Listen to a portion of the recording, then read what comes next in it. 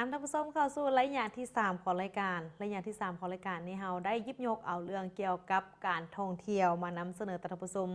โดยติดพันกับการเฉลิมฉลองวันสั่งตั้งสถาบันมีหญิงลาวครบรอบ64 ปีในปีนี้โดยทั้งส่วนพฤกษาเมืองนาไซทองนครหลวงวิจันทร์ได้ร่วมกันจัดกิจกรรมเพื่อเป็นการเฉลิมฉลองวันสั่งตั้งสถาบันมีหญิงลาวโดยเฉพาะก็เป็นร่วมกันเฉลิมฉลองให้กับบรรดาน้องมีหญิงนี่แหละโดยทั้งท่านผู้วงพามิสิทธิ์ประธานส่วนพฤกษาเพิ่นก็ได้ฮู้ว่าเนื่องในโอกาสวันสั่งตั้งสถาบันมีหญิงลาวครบรอบ64 ปีทั้งส่วนพฤกษา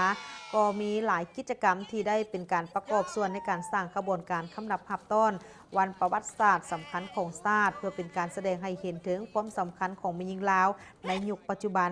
มีความรู้เข้าใจต่อกับมูลเสื้อในการเคลื่อนไหวปฏิบัติต่อสู้ของแม่หญิงลาวบรรดาเผ่าที่ได้เคียงบ่าเคียงไหลกับเพศชายในการต่อสู้คู่ชาติต้านศัตรูผู้หุกหานจนมาเฮ็ดให้ประเทศชาติของพวกเฮานี่ได้รับความอยู่เย็นเป็นสุขจนมาถึงทุกวันนี้พร้อมเดียวกันนี้ในงานเฉลิมฉลองดังกล่าวนี้ก็ยังถือว่าเป็นอีกบอนหนึ่งที่เป็น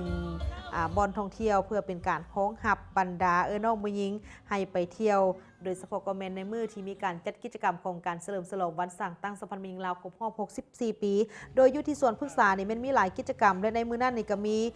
บรรดาน้องผู้หญิงที่ได้เข้าร่วมกิจกรรมดังกล่าวนี้ด้วยบรรยากาศที่ฟดฟื้นเฉพาะสวนพฤกษาเมืองนาไซทองนี่มันมีเนื้อที่ทั้งหมดแม่น47 เฮกตาร์ด้วยกันในนี้ก็ได้มีการบุกเบิกก่อสร้างเป็นแต่ละโซนไปโดยมีการก่อสร้างและพัฒนาเป็นแหล่งท่องเที่ยวทางด้านวัฒนธรรมกสิกรรมมีห้านค้ามีการบริการอื่นๆซึ่งมีกว่า20 เฮกตาร์ที่ได้ถูกพัฒนาให้เป็นบ่อนท่องเที่ยวโดยกงส่วนว่าเนื้อที่ที่ยังเหลือเพิ่นก็เฮ็ดให้เป็นการท่องเที่ยวแบบธรรมชาติเพื่อเป็นการอนุรักษ์สัตว์น้ำสัตว์ป่าและเป็นการรักษาสิ่งแวดล้อมนํอีกแต่สิ่งที่สำคัญก็คืออยู่ในสวนพฤกษานี่เพิ่นยังจัดเนื้อที่อีกโซนหนึ่งเฉพาะให้เป็นโซนของยาสมุนไพรได้มีการปลูกบรรดาสมุนไพรต่างๆรวมไปถึงสมุนไพรที่มีอยู่ตามธรรมชาติอยู่แล้วเนื้อที่จำนวน20 เฮกตาร์กว่าๆที่ได้ถูกพัฒนาให้เป็น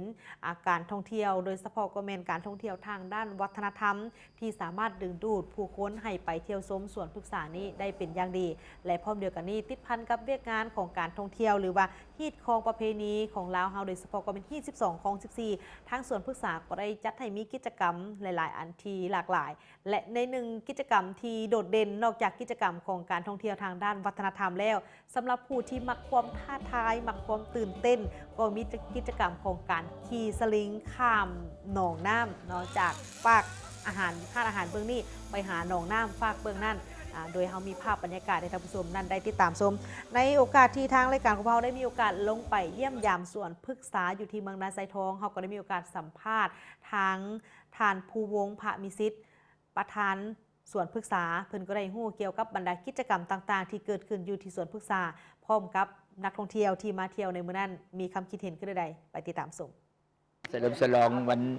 สากตั้งสถาบันแม่หญิงลาวเฮานี่เนาะก็ถือว่าพวกเขามีกิจกรรมพิเศษหลายอย่างเนาะโดยเฉพาะพวกเขาจะมีการแสดงบรรดาน้องๆเนาะน้องๆแม่หญิงหมดเด้ส่วนใหญ่จะเป็นแม่หญิงที่เขาเจ้าสามารถเสพดนตรีสากลได้ดนตรีลาวได้ความเก่งความสามารถแล้วก็มีบรรดาน้องๆชนเผ่าเนาะหลายชนเผ่าอาจจะมีชนเผ่าลาวชาวมงเผ่ากระมูเนาะสามารถมาฟอดอยู่นี่เฮ็ดให้บรรยากาศอยู่นี่คึกคืนเนาะอยู่คึกคืนแต่ว่านอกนั้นพวกเขายังมีกิจกรรมลิ่นหลายอย่างอยู่ในนี่กิจกรรมลิ่นอยู่ในนี่จะมีลิ่นสลิงลิ่นอย่างต่างๆแล้วก็มีรถน้ำเที่ยวต่างๆเนาะมีขี่รถไฟฟ้ามีขี่รถถีบรถขี่ม้าขี่อาดาดาเรือถีบนี่เนาะแล้วก็ขี่เกียนแล้วจะมีสไลเดอร์เด็กหน่อยลิ่นมีรถ ATV มีบอลเที่ยวเกี่ยวกับเรื่องบ้านชนเผ่ายังมีหลากหลายเลยเหตุคนไปหันแล้วก็จับใจว่าเรื่องมันมีพิพิธภัณฑ์อยู่หันมีเครื่องบึงหลายเกี่ยวกับเรื่องเครื่องชนเผ่าวิกุมหูเรื่องชนเผ่า